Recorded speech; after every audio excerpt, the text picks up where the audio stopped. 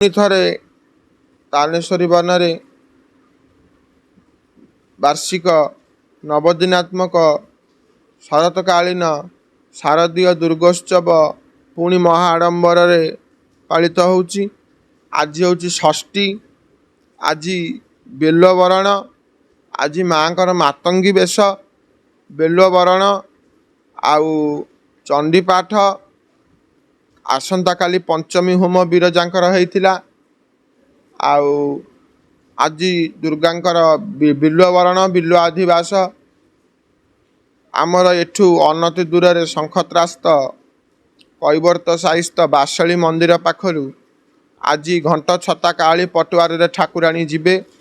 ସେଠି ପୂଜା ହେବେ ଷୋଡ଼ଶୋପଚାର, ବରୁଣ ପୂଜା, କାଣ୍ଡାରୋପଣ କରିକିରି ବିଲ୍ୱ ବୃକ୍ଷକୁ ଛେଦନ କରାଯିବ। ତାପରେ ସିଏ ବେଲ ବୃକ୍ଷ ଆସିଲେ ଆସନ୍ତାକାଲି ସପ୍ତମୀ ପୂଜାରେ ନବପତ୍ରିକାରେ ସିଏ ରହିବେ। ଆଉ ସେ ବେଲ ବୃକ୍ଷକୁ ଲକ୍ଷ୍ମୀଙ୍କର ସ୍ତନ ବା ଦୁର୍ଗାଙ୍କର ସ୍ତନ ଯୁଗଳ ଭାବେ ମନେ କରାଯାଏ। ଆହୁରି ଆମର ଏ ବର୍ଷ ଶରତକାଳୀନ ଶାରଦୀୟ ଦୁର୍ଗା ପୂଜାରେ ଓଡ଼ିଶା ପ୍ରସିଦ୍ଧ ଜଳଯଜ୍ଞ, ଯାହା ବିଶ୍ୱ ପ୍ରସିଦ୍ଧ ଜଳଯଜ୍ଞ ହେଇଥିଲା ଆସନ୍ତା ବର୍ଷ, ସେ ଜଳଯଜ୍ଞ ଆସନ୍ତା 10 ତାରିଖ ଗୁରୁବାର ଦିନ ବା ଆମର ପହର ଦିନ, ମଙ୍ଗଳ ଆଜି ହେଲା, ବୁଧ ଗୁରୁ, ପହର ଦିନ ଆମର ସେଇ ବିଶ୍ୱ ପ୍ରସିଦ୍ଧ ଜଳଯଜ୍ଞ ମଧ୍ୟ କରାଯିବ। ସନ୍ଧ୍ୟା 6 ଘଟିକାରୁ ଆରମ୍ଭ ହୋଇ ରାତ୍ର 11 ଘଟିକା ପର୍ଯ୍ୟନ୍ତ ଚାଲିବ। ରାତ୍ର 11 ଘଟିକାରେ ମାଆଙ୍କର ବିଶ୍ୱ ପ୍ରସିଦ୍ଧ ମହିଷ ମର୍ଦ୍ଦିନୀ ବେଶରେ ମା ଦର୍ଶନ ଦେବେ। ତତ୍ପରେ ରାତ୍ର 12 ଘଟିକାରେ ମନ୍ଦିର ଶୋଧନ ହେବ। ମାଆଙ୍କର ଆମିଷ ଆଦି ଭୋଗ ଲାଗି କରାଯିବ। ଗୁପ୍ତ ନୀତିରେ ପୂଜା କରାଯିବ। ଚଣ୍ଡୀ ପାଠ କରାଯିବ। ମାଆଙ୍କର ରାତ୍ର 2 ଘଟିକାରେ ସନ୍ଧି ପୂଜା ବସିବ।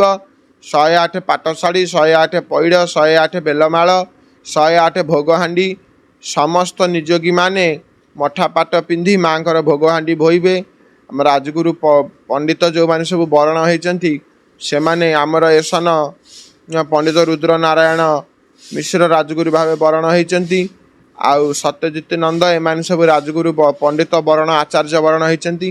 ତାପରେ ଷୋଡ଼ଶୋପଚାର ପୂଜା ପଣ୍ଡା ଭାବେ ଆମେ ବରଣୀ ହେଇଛୁ। ଷୋଡ଼ଶୋପଚାର ପୂଜା ପଣ୍ଡା ଯିଏ, ସେ ବସିକିରି ମାଆଙ୍କର ସନ୍ଧି ପୂଜା ବସେଇବେ। କିଏ ନା ଆଚାର୍ଯ୍ୟ ସନ୍ଧି ପୂଜା ବସେଇବେ। 108 ଭୋଗହାଣ୍ଡି ଭୋଗ ହେବ। ମାଆଙ୍କ ପାଖରେ କୁଷ୍ମାଣ୍ଡ ବଳିଦାନ କରାଯିବ। ବଳିଦାନ ପରେ ମାଆଙ୍କର ପଶୁ ପ୍ରୋକ୍ଷଣୀ କରାଯିବ। ତାପରେ ପଶୁ ପ୍ରୋକ୍ଷଣୀ କରାଗଲା ପରେ ମାଆଙ୍କର ଷୋଡ଼ଶ ଉପଚାର କରାଯିବ। ମହିଷ ମର୍ଦ୍ଦିନୀ ବେଶରେ ମା ଦର୍ଶନ ଦେବେ। ତାପରେ ଆମର ଯେଉଁ ଜାଗାକୁ ସବୁ ପଣା ଯିବା କଥା ପଣା ଯିବ। ତାପରେ ନବମୀ ଦିନ ମାଆଙ୍କର ବିଶ୍ରାମ ରହିବ। ରାତ୍ର ସମୟରେ ମାଆଙ୍କର ନବମୀ ହୋମ, ବିସର୍ଜନ, ସମସ୍ତ ପୂଜା ରୀତିନୀତି ସମ୍ପାଦନ କରାଯିବ। ତେଣୁକରି ବିଶେଷ ଆକର୍ଷଣ ଏ ବର୍ଷ ମାଆଙ୍କର, ଏ ବର୍ଷ ଅଷ୍ଟମୀ ଦିନ ଆମର ସପ୍ତମୀରୁ ବନାଟି ଖେଳ, ଖଣ୍ଡା ଖେଳ, ଖଡ଼ି ଖେଳ, ବାଡ଼ି ଖେଳ ଏସବୁ ରହିଛି। ଏବଂ ମହାଷ୍ଟମୀ ଦିନ ମଧ୍ୟ ବନାଟି ଖେଳ, ଖଡ଼ି ଖେଳ, ଖଣ୍ଡା ଖେଳ ରହିଛି। ମାଆଙ୍କ ନଗର ଭ୍ରମଣ ରହିଛି। ଏବଂ ଅଷ୍ଟମୀ ଦିନ ବା 10 ତାରିଖ ଦିନ ଗୁରୁବାର ଦିନ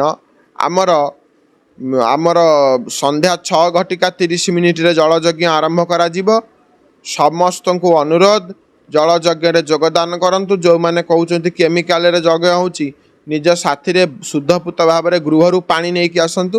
ଆମେ ଅନୁରୋଧ କରୁଛୁ, ନିଜ ଗୃହରୁ ଶୁଦ୍ଧପୂତ ଭାବରେ ପାଣି ନେଇକି ଆସନ୍ତୁ।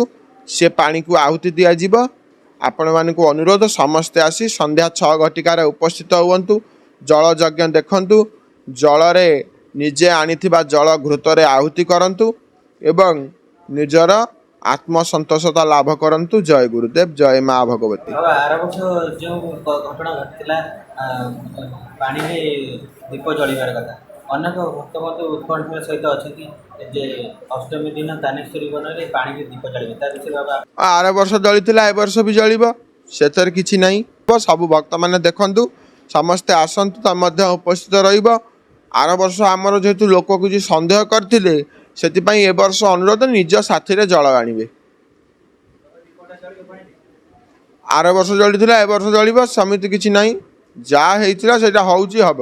क्लियर कौन करी जहाँ प्रत्येक वर्ष होता ताहा ए वर्ष हम तम पाई नुआ आम पाई पुरुणा उपस्थित रुहतु चमत्कार को नमस्कार करंतु निज साथी रे जल आणंतु निज साथी रे आहुति करंतु निजे दीप लगांतु निजे माँ पाखे समर्पित भाव में भक्ति भाव में आसतु परीक्षा मनोवृत्ति नहीं कि आसले जलिबनी भक्ति भाव में जलिब आउ निजे उपस्थित रहिले सब जिनिस देखिपर सब जिनिस जापर सब जिनिस अनुभूत करिपारिब खाली टिके तीक्ष्ण नजर रखा दरकार समझदार वालों को इशारा ही काफ़ी है। हाँ जो जानता है वही सोचता है।